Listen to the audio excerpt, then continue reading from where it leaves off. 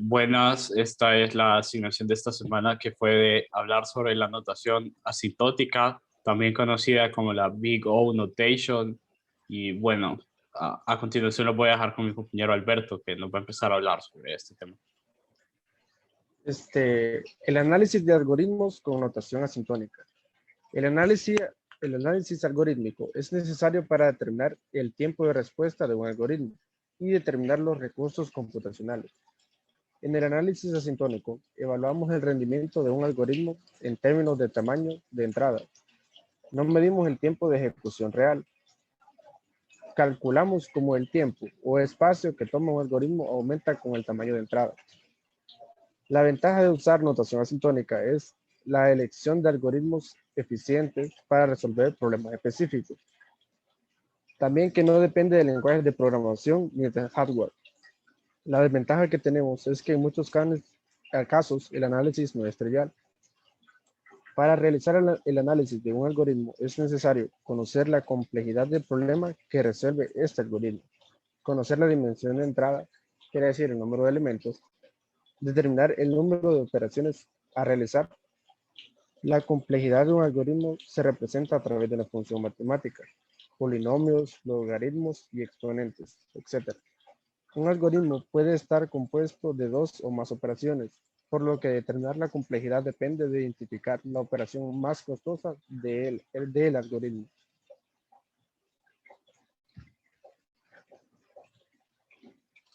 La teoría de la anotación PIC-O es que las anotaciones que normalmente utilizamos para describir el tiempo de ejecución asintótica de un algoritmo se definen en términos de funciones cuyos dominios son el conjunto de números naturales.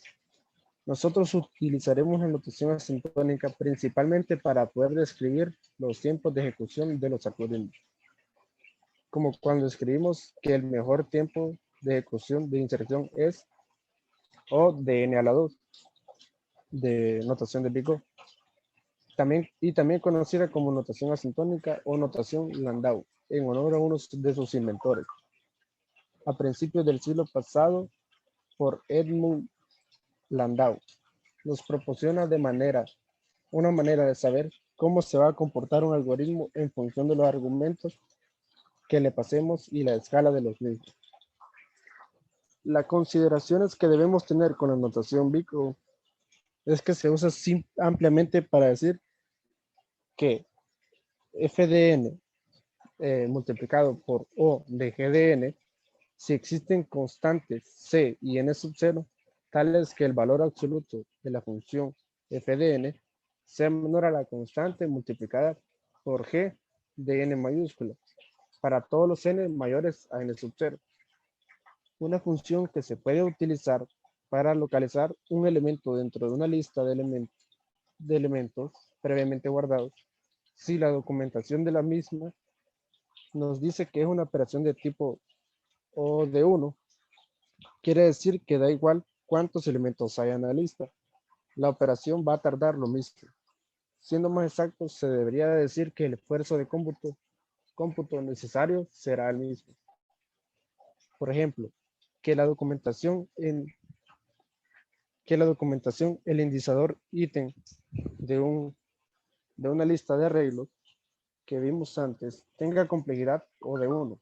Quiere decir que exactamente igual que la colección tenga uno o un millón de elementos, insertar o recuperar un elemento siempre va a tardar más o menos lo mismo. Podemos considerar el hecho del tiempo necesario para ejecutar la función, si es un código de función directa y lineal del número de elementos que le pasemos. Es muy importante conocer el tipo de función o curva que se asocia con la ejecución de una función, ya que nos permitirá saber de antemano si el rendimiento de nuestra aplicación se puede resentir en cualquier caso que el tamaño de los datos a manejar aumente demasiado.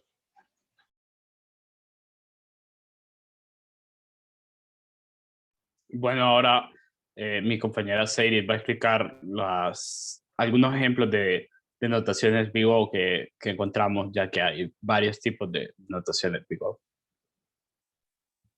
Buenas tardes, ingeniero. Como les dijo mi compañero, les voy a hablar de las ejemplificaciones o representaciones visuales de la notación Big O. Estos que podemos ver aquí son los órdenes más utilizados en los análisis de los algoritmos. Se va dando en orden creciente.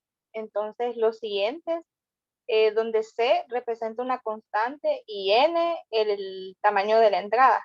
Entonces, tenemos el O a la 1, que es una constante. Entonces, esto quiere decir que la operación no depende del tamaño de los datos, sino que es un caso ideal, podríamos decir.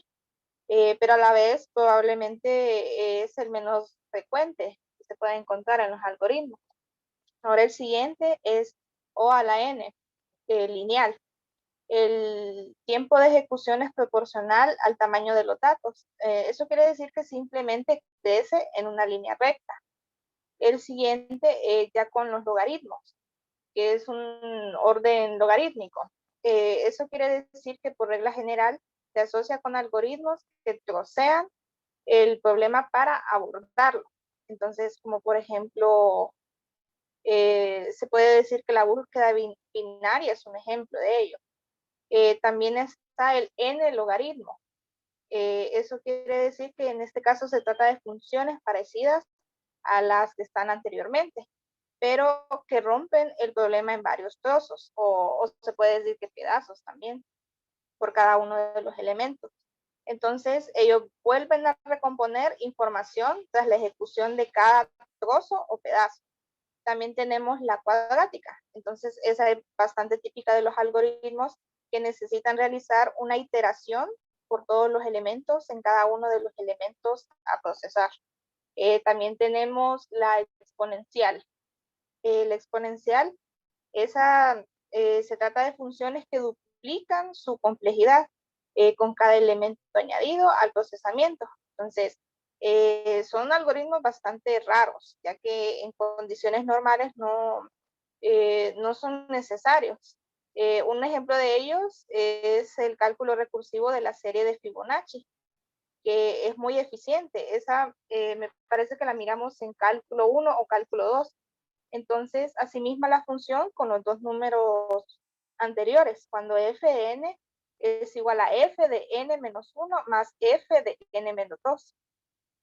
Tenemos otra que es parecida, solo que esta se llama explosión combinatoria. Entonces, en este algoritmo sigue una complejidad que es, digamos que, un algoritmo totalmente fallido. Entonces, esta explosión combinatoria se dispara de tal manera que cuando el conjunto crece, aunque sea un poco, lo normal es que se considere computacionalmente inviable. Entonces, esto solo se puede dar en algoritmos que tratan de resolver algo por fuerza bruta. Esto no se debería de ver nunca en un software real. Eso nos recomiendan siempre cada vez que programamos. Entonces, aquí vemos una tabla con los ejemplos que les expliqué anteriormente. Como dije anteriormente, en la O1, que es la de orden constante, es ideal. La logarítmica es una maravilla, podría decir. La lineal es una normal. La logarítmica también está bien. La siguiente está estable. También aquí miramos una que es polinomial, que es cuando A debe ser mayor a 2. Entonces está estable. Está la exponencial, que esta es cuando A es mayor a 1. Entonces no es práctica, como dije anteriormente. Y por último, la factorial, que es la inviable, que vimos que no es muy recomendable. Bueno, ahora yo a continuación le voy a explicar los ejemplos que encontramos de algunos programas con notaciones Big O. Solo faltó agregar que esta es la gráfica que muestra como cuáles son las mejores velocidades y pues vemos que O1 constante es la ideal, después iría la logarítmica, después la ON, después ON logarítmica, luego cuadrada, luego exponencial y factorial por última, que es la más lenta, ¿verdad? Igual aquí había otra tabla que muestra eso. Bueno, ya que estos son los 5 programas que elegimos, primero vamos a empezar explicando una función la cual, pues la idea de esta función es, digamos, tenemos un número, tenemos el número 5, entonces lo que haría esta función sería lo siguiente.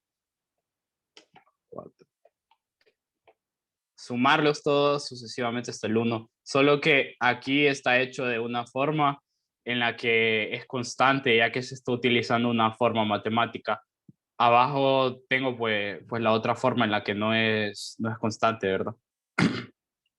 Bueno, entonces aquí esta operación es de orden constante, ya que sin importar el número, siempre va a ser la misma operación, el mismo número de operaciones, o sea, 3 operaciones, que serían la multiplicación, la suma que está acá y la división, sin importar cuál sea el número. Por ejemplo, si el número que metiera fuera 500, la fórmula sería esta. Entonces, por eso siempre va a ser constante, porque el número de operaciones no cambia. Bueno, el ejemplo 2 es igual otra función que pues, es la misma esta función que realiza lo mismo.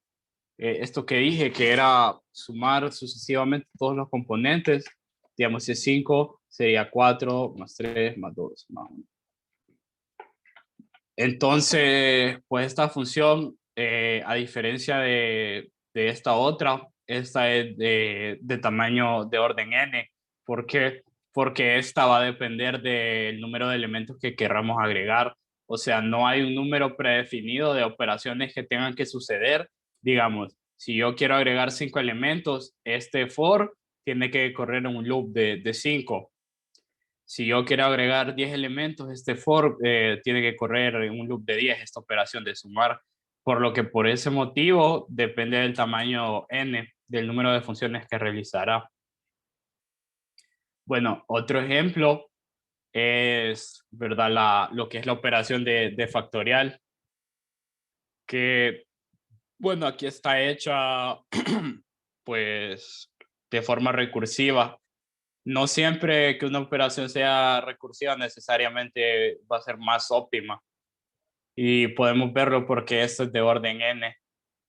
Y bueno, aunque tiene 3 operaciones base que podemos observar que son cuando compara si n es igual a 1, cuando realiza la multiplicación y cuando hace esta resta de n menos 1, no es constante, ya que el número de veces que suceda esto por la condición de recursividad dependerá el número n que queramos meter.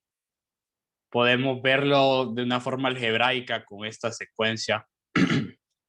Tenemos, digamos, esta fórmula que son las 3 operaciones base más esta la operación de factorial de n-1. Y bueno,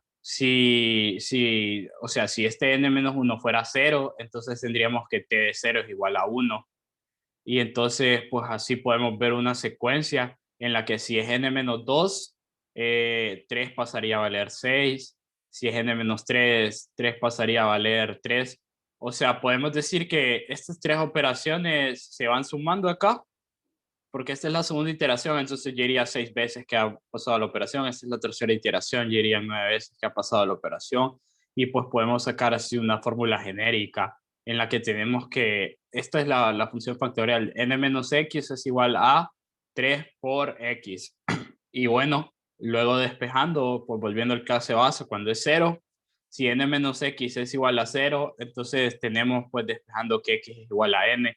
Entonces tenemos que t a la n, o sea, sin importar que n sea, va a ser igual a t de 0 más 3n. Y pues esto sería 3n más 1.